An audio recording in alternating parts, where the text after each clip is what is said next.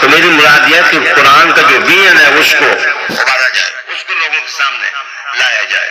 اللہ کی قسم میں جھوٹ نہیں بولتا، حضور کی امت میں حضور کی ذات کے بعد پہلا سائنسدان علی تھا، علی تھا، علی تھا، حیدر کرار، جنہوں نے انسان کو آگاہ کیا، جنہیں انسانیت کو سبق دیا کہ تم کتاب حیات کے ساتھ جڑ کے رہو۔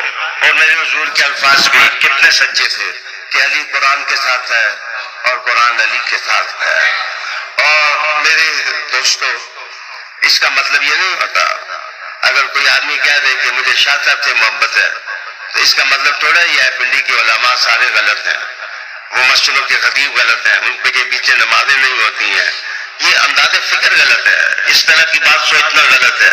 علی کو علی کہنے سے کوئی نیچا نہیں ہوتا، لیکن علی ضرور نظر آتے ہیں۔ علی کا معنی ہی بلند ہے، تو جس کو اللہ نے بلند بنایا وہ کبھی زیریں نہیں ہو سکتا، اور جو ہے ہی ازلی اسفل السافلین ہے۔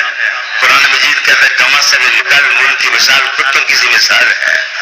مثل الذین حملوا التوراۃ کمثل الحمار، جن لوگوں کو تورات ہم نے دی ہے ان کی مثال گدھے کی ہے۔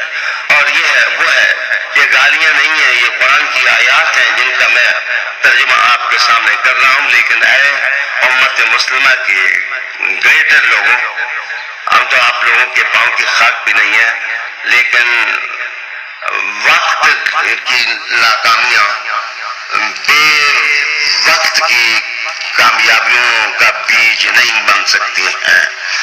انسان کو کامیابیاں اپنے وقت پر جو ازل سے لکھا گیا ہے